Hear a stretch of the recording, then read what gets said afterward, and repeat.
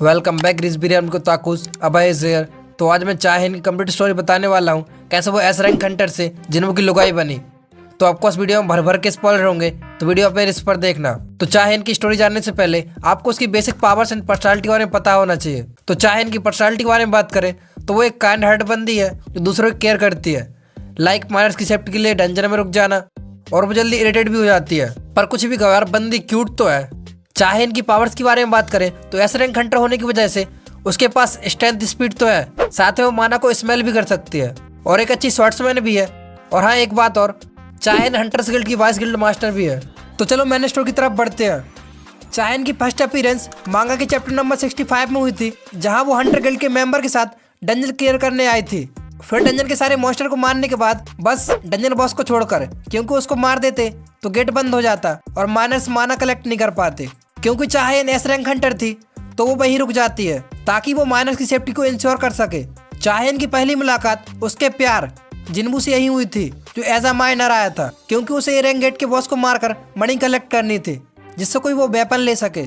तो जैसे ही जिन्बू dungeon boss के यहाँ पहुंचता है, तभी पीछे से चाहे जिन्बू को देख लेती है और चाहेन जिन्बू से पूछती है, यहाँ क्या कर रहे हो? यहाँ रहना खतरे से खाली नहीं है। और जिन्बू बोलता है, मैं नया माइनर हूँ ना, मैं रास्ता भटक गया था, और सॉरी बोलकर जाने लगता है। क्योंकि चाहेन को जिन्बू से अच्छी स्मेल आ रही थी तो वो जिन्बू से बोलती है, तुम ए रैंक हंटर हो? और जिन्बू अपनी आईडी दिखाकर, जो कि ई रैंक हंटर थी, वहाँ चला जाता है। पर चाहेन सोचती है कुछ तो गड़बड़ है दया, और जिन्बू की इन्वेस्टिगेशन करने लग जाती है। अगले दिन चाहेन दोबारा जिन्बू से मिलने जाती है जहाँ वो काम कर रहा होता है। वहाँ जाकर उसे पता चलता है कि जिन्बू ए रैंक गेट के अंदर गया है हंटर्स के साथ। तो चाहेन भी डंजन के भीतर चली जाती है। वहाँ पहुंचकर वो देखती है जिन्बू सभी ऑर्क्स को मार रहा होता है, क्योंकि हर एक ऑर्क्स ए रैंक हंटर के बराबर होता है, जबकि वहाँ सैकड़ों ऑर्क्स थे। तो ए रैंक हंटर जो जिन्बू के साथ गए थे वो उनके सामने टिक नहीं पाते। तो जिन्बू उनकी हेल्प कर रहा होता है और अपनी साइडो आर्मी की मदद से उन सभी को मार रहा होता है। ये सब देखकर चाहेन चौंक जाती है और जिन्बू जैसे तैसे डंजन बॉस को मार देता है और पीछे मुड़कर देखता है और बोलता है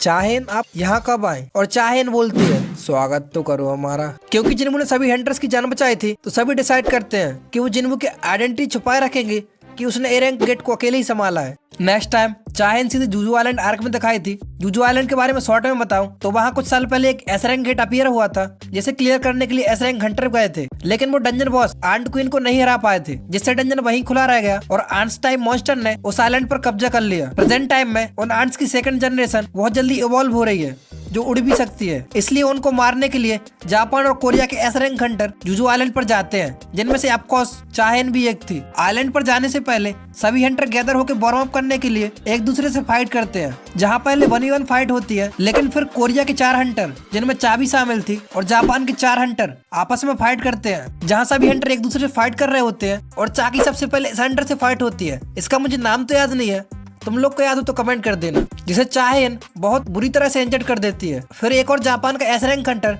चाहेन को मारने के इंटेंट से अटैक कर देता है, लेकिन जिन्बू बीच में आकर फाइट को रोक देता है। फिर हमें चाहेन को रेस्ट लेते हुए दिखाया जाता है। अगले दिन चाहेन और सभी हंटर्स जूजू आइलैंड पर जाते हैं, जहाँ पहले तो सभी हंटर्स आंट को आसानी से मार रहे होते हैं, लेकिन फिर आंट किंग आता है और एक एक करके सभी हंटर्स को मारने लगता है, जैसे कि वो एस रैंक हंटर हो ही ना, डी या ई रैंक हंटर हो।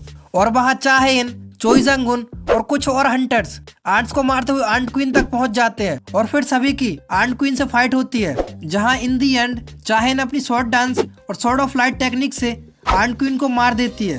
तभी आंट क्वीन डेथ क्राई करती है, जिसे सुनकर आंट किंग भी वहां आ जाता है और फिर सभी हंटर से फाइट करने लगता है। आंट किंग चाहेन और सभी हंटर को बहुत बुरी तरह से इंजर्ड कर देता है और एक हीलर व्यंग हु को मार भी देता है। लेकिन सबसे ज्यादा बुरी हालत चाहेन की थी, जो लगभग मरने की हालत में ही आ गई थी। तभी आंट किंग को एक और स्ट्रॉन्ग प्रेजेंस आती है, तो वो सभी हंटर्स को आंट के हवाले छोड़कर बाहर आ जाता है। जब आंट्स इन सभी हंटर्स को मारने आती हैं, तो जिन्बू का साइडो सोल्जर उन्हें बचा लेता है। तभी जिन्बू साइडो एक्सचेंज करके जूजू आइलैंड पर सभी हंटर्स को बचाने आ जाता है और अपनी साइडो आर्मी की मदद से सभी आंट्स को मिनटों में मार देता है। तब तक आंट्स किंग भी जापान के स्ट्रॉन्गेस्ट हंटर गोतो ryuji को भी मारकर वापस आ जाता है और फिर जिन्बू और आंट किंग की फाइट होती है और यहाँ चाहेन की हालत बहुत ज्यादा क्रिटिकल हो रही थी। इन दी एंड जिन्बू आंट किंग को मार देता है, क्योंकि चाहेन को हील करने के लिए कोई हीलर नहीं था। तो जिन्बू अराइज बोलकर व्यंगो की बॉडी को साइड सोल्जर बनाता है। व्यंगो तुम लोग को याद हो, जिसे थोड़ी देर पहले आंट किंग ने मारा था। और फिर व्यंगो चाहेन को हील कर देता है। टॉपिक सेट के इसके बाद मेरा सोल लेवलिंग का फेवरेट सीन आता है, जब जिन्बू आंट किंग को शैडो सोल्जर बनाता है, जिसे वो बेरू नाम देता है। वायदा बे मेरा फेवरेट शैडो सोल्जर बेरू है। तुम लोग का क्या है कमेंट करो। क्योंकि जिन्बू ने चाहेन की जान बचाई थी तो वो उसकी गिल्ड में ज्वाइन होने के लिए उसके ऑफिस जाती है और जिन्बू को मनाती है और जिन्बू मान भी जाता है, लेकिन एक शर्त पर कि चाहेन को उसे देनी पड़ेगी।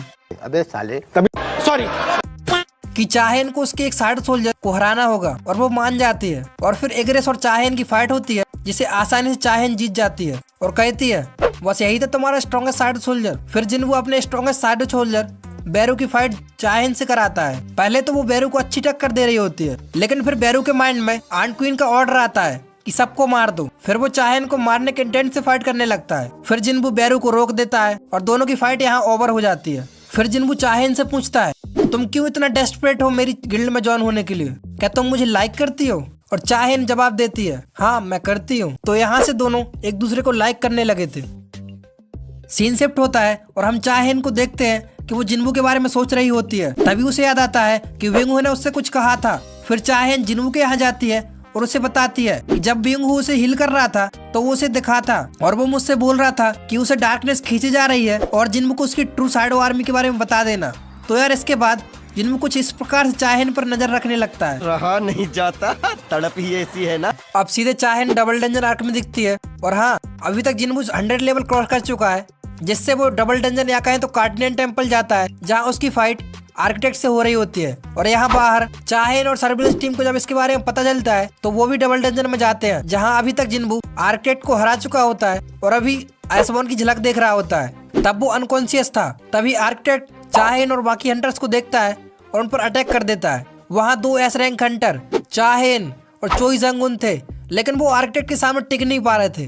फिर सभी हंटर्स डिसाइड करते हैं कि वो जिन्बू को जगाएंगे। जब जिन्बू को जगाने चाहेन जा रही थी तब आर्किटेक्ट उसे बहुत बुरी तरह से इंजर्ड कर देता है और वो चाहेन को मारने ही वाला था। तभी जिन्बू को शैडो सोल्जर उसे बचा लेता है और तभी जिन्बू भी जाग जाता है और वो आर्किटेक्ट को मार देता है और सभी हंटर्स वापस आ जाते हैं। तो यार इसके बाद चाहेन को बहुत टाइम के बाद दिखाया जाता है। तब तक स्टोरी में बहुत कुछ हो गया होता है। मैं तुम लोग को स्पॉइलर नहीं देना चाहता, इसलिए समरी बता रहा हूँ। तो मोनार्क ह्यूमैनिटी को मिटाने के लिए अर्थ पर अटैक करने वाले हैं, इसलिए तब तक जिन्बू अपने फेवरेट पर्सन के साथ टाइम स्पेंड करना चाहता है।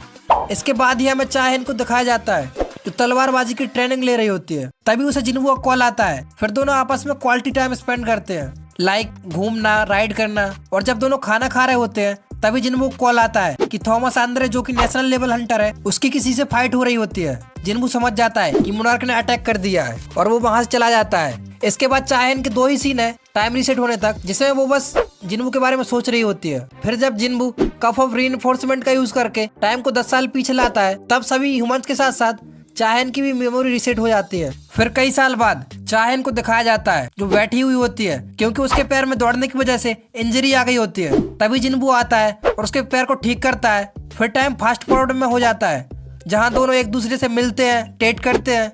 और कुछ सालों बाद बताया जाता है कि चाहेन जिन्बू की वाइफ है और उसका एक बेटा संग जिन्बू भी है। तो यार ये थी चाहेन की कंप्लीट स्टोरी।